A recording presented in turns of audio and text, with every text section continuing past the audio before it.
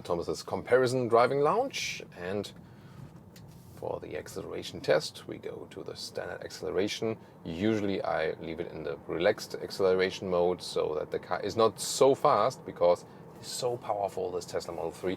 We're starting here with the Tesla. So watch the speed. This is kilometers an hour, classic German motorway style, and 40 kilometers an hour. Let's go.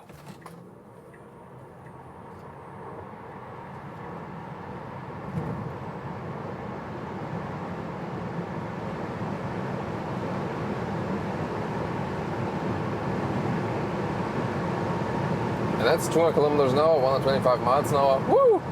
Wow, I mean, yeah, in the later stages that was a little bit, lacking of performance then, but like the start was super performant, really cool. And you hear now really loud wind noise here at higher speeds. However, good test now here for chassis and steering. Ooh, doesn't feel too natural. The steering is too hectic. I mean, it's super direct, but maybe even too direct in a way. It feels arcade-alike, so not that natural, more like computer game. So yeah, here now 130 kilometers an hour, like 80 miles an hour. This is more motorway speed that is better. As for the wind noises, now recuperation, lifting foot of throttle, strong recuperation, it's always cool. You can also see the energy spike from the acceleration, always nice to look at. And well, I hardly ever use the brakes in this vehicle. That's why also the brake pads, I mean, there's no problem of replacing them. It's more like that they are not being used, what is rather the problem than here in the Tesla. And of course, most of the time for the other electric vehicles as well.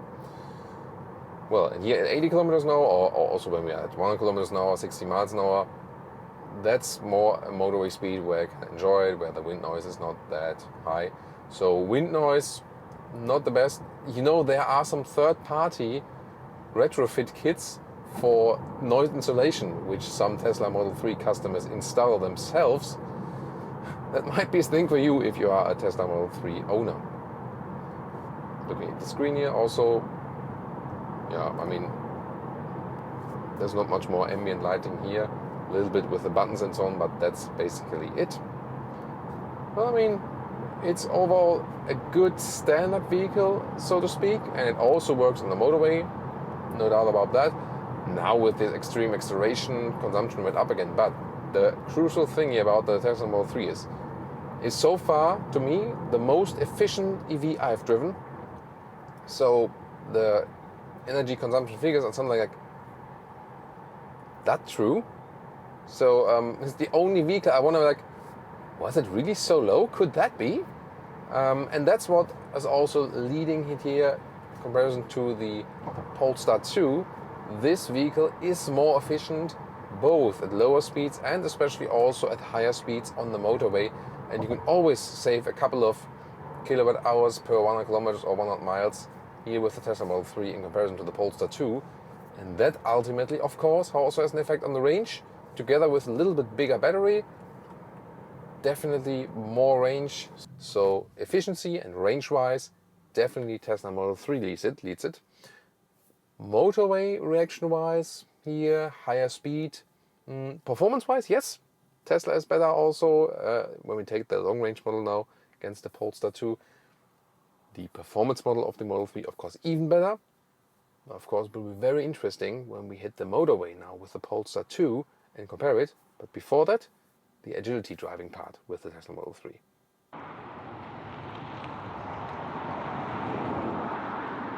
But before we do that, one more acceleration when we're already at speed, here 80 kilometers an hour, and go that. Woo! Yeah, still so much happening, but I don't feel like I want to drive way faster with this vehicle because of the wind noises. And yeah, once again, it's very precise as for the steering, but it doesn't convey such a safe feeling because sometimes overreacting, definitely. Yeah. Maybe when you want to overtake on the motorway with unlimited speed, you don't do it with 90 kilometers an hour. Yeah. Happens. And goodbye. One more lane change here, higher speed. Yeah, definitely too overreacting. And suspension-wise, it's also not that forgiving.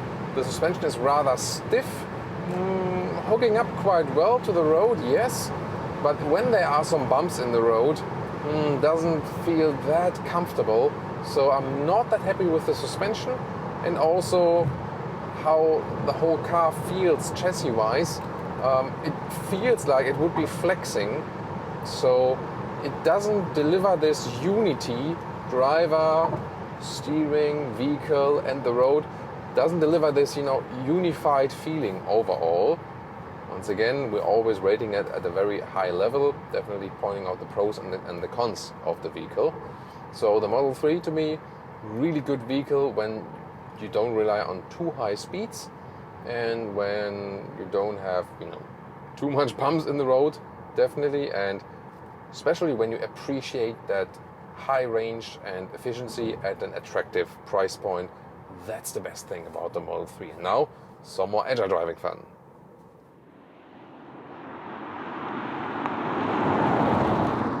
And now, driving up the hill. Woo! Yeah, it's always so spontaneous acceleration.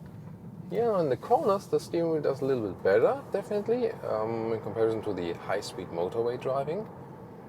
So having a lot of fun here now, especially because of that acceleration. And since we have a quite even road here, it also feels nice. And doing slalom, yeah, definitely. At lower speeds, the steering characteristic is actually cool that it's so extremely direct and gaming alike. Just at the higher speeds, it's not that cool. Here now, hairpin corner, let's see how it performs right here. Wow. Yeah, I mean, electric vehicles are great performance vehicles because of that instant torque and also low center of gravity. So yes, you can already have a lot of fun with this vehicle here. Yeah, that here, especially sporty driving at lower speeds, very well mastered.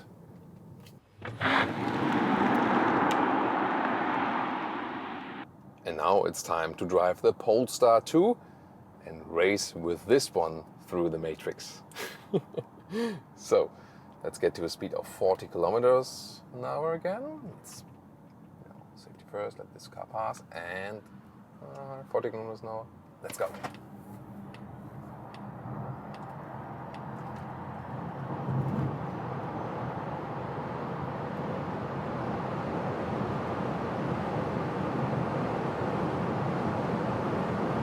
And that's 200 kilometers an hour, 125 miles an hour. Yeah, also really great acceleration. What I wonder, we really have to check the time codes because I felt that the Tesla had more punch from the get-go, and then the Polestar 2 later on was maybe a little bit better. We have to check the time code really. Here now at higher speeds, of course, you don't hear any engine noise or so. The wind noise are predominantly or prevailing, but I feel that the wind noise maybe a little bit less than with the Tesla. So that's my subjective feeling. Not sure how it comes on camera. Maybe also scroll back to the Tesla when we hit higher speeds. But here so far, good feeling. Lane change also, nice feeling. Recuperation, I feel, is not as strong as with Tesla, but definitely also strong that you can do a one-pedal driving feeling. Steering, I have set it to firm actually. Very rare case where I really set it to firm because this is way better. When in the standard setting, it feels so loose. Yeah, that doesn't make so much good. And here then in the firm setting, the steering is, I would say, not that precise either. There actually, the Tesla Model 3 is better. The steering in Tesla Model 3 is not that natural, but in this artificial feeling, really precise. Here, even when you have the firm setting, the lower degree angle is somewhat dead, so not too happy with that. Overall, I have to say then the steering feeling better still with the Tesla Model 3. In both cases, quite artificial, but the Tesla Model 3 has the more precise steering. In the acceleration, what was interesting, Tesla Model 3 more rear wheel biased. This one here, more front wheel biased. So you feel more getting pulled from the front. We have 20-inch wheels mounted here with the performance pack in the Polestar 2, which is then a little bit unfair in comparison. I wanted to get one without the performance pack. It doesn't change anything of the acceleration here with the Polestar. It just changes the bigger wheels and also the stiffer suspension.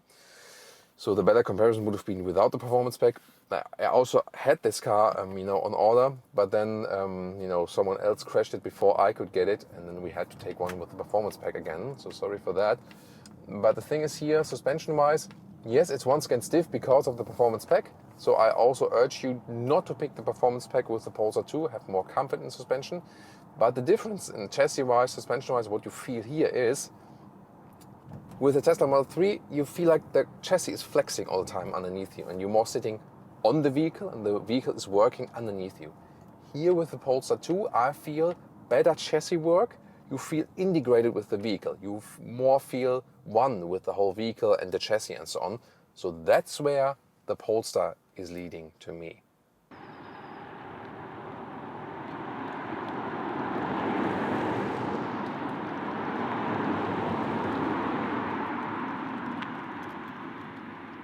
Now one more acceleration when we are already at speed. I'll also put it a little bit bigger now. Let's go.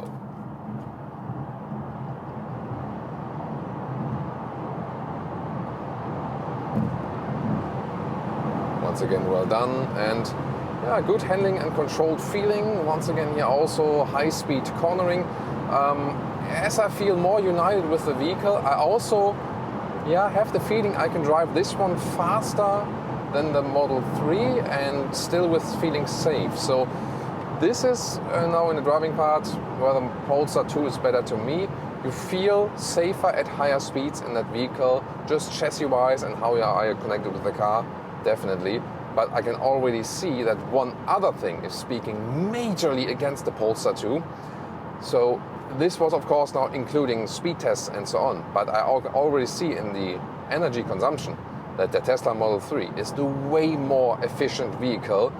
This will be super crucial for your long-term costs for running the vehicle, and of course also for general efficiency and the range. So once again, when range is the issue and you really have even fun or want to have a more budget decision for more efficiency, then definitely we can already say that the Tesla Model 3 is your way to go.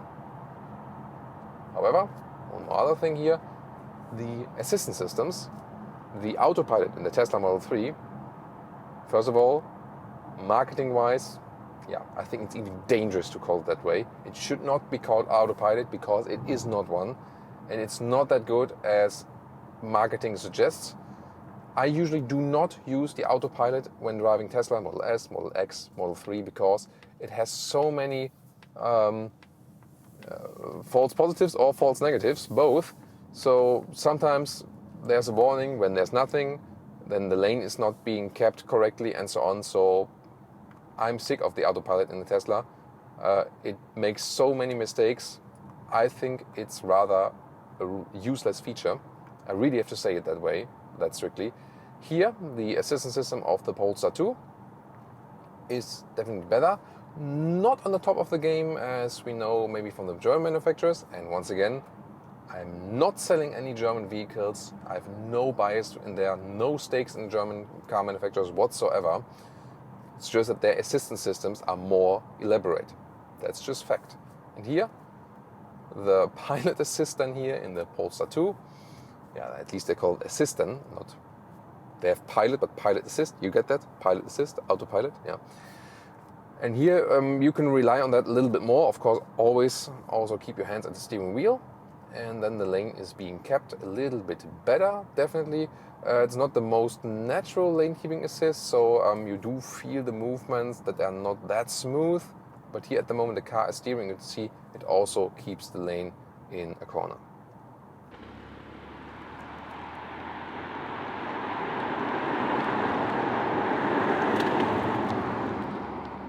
Oh, by the way, the turning indicator has such a unique and sophisticated sound.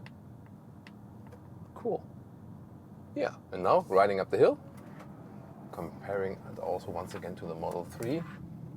And what you also feel is the Model 3 sits lower, like normal classic sedan style. The Polestar 2 is not SUV, but already has some kind of crossover feeling, so you feel you're sitting higher in that vehicle that also transports something of that driving feeling. So for cruising on the motorway and longer term, I would then favor the Polestar 2. However, now in this lower speed agility driving, that is very interesting. So at higher speeds, once again, the Tesla Model 3 doesn't feel so good. Because there also the effects of the stiffer chassis here from the Polestar 2 I feel are more significant. However, then here at lower speeds agility driving, the lower positioning of the Model 3 plays a big role and makes it more fun to drive, I would say. The Polestar 2 is also a lot of fun to drive here and does it very well. But definitely the lower orientation of the Model 3 is, to me, together with the more precise steering, then a factor that at lower speeds agility driving, the Tesla Model 3 feels better and is more fun. This is a very interesting finding. I wouldn't have expected that. So, wow, I mean, it's so interesting to compare these two cars because so many things are different. Yeah, getting out of the corner, very nice, but there also I feel the rear wheel bias of the Model 3 does it a little bit better. Yeah, I would have expected the Polestar 2 to be way better than the Model 3 in this test here, but it's still good, definitely. But I really have to say that the Model 3 did it better than I would have expected in this case, considering also, that the chassis here basically feels better. Whew, this will be a close call. A lot of things speak for the Polestar 2, a lot of things speak for the Model 3, or maybe, I think we'll end up with the Polestar 2 having, something speaking for it, but more for Tesla Model 3. Let's conclude.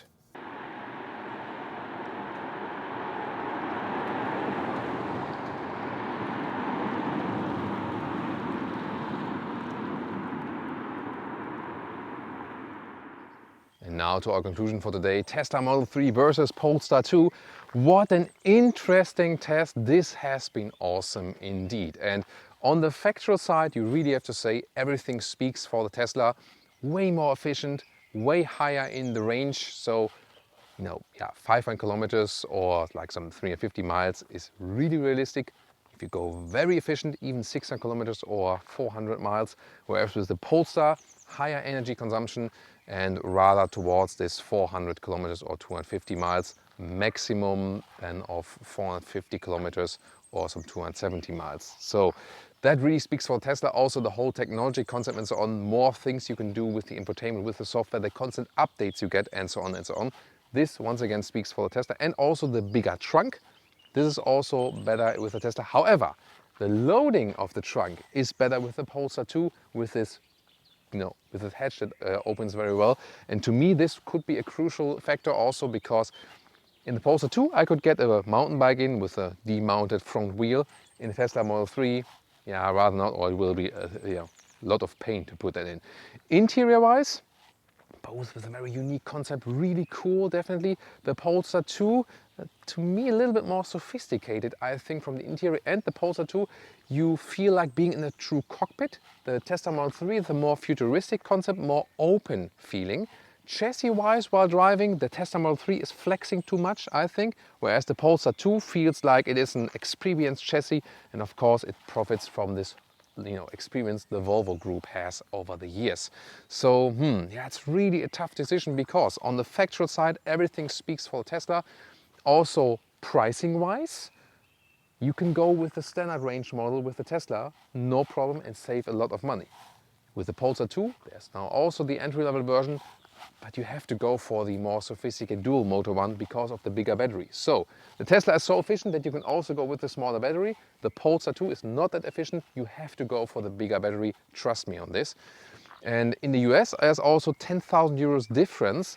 Here the Polestar 2 then, as it stands here right now, about $60,000. The Tesla long range, Tesla Model 3 long range, about $50,000. Whereas in the European Union, the prices are pretty much equal. So definitely I think in US the Tesla Model 3 is the way to go for.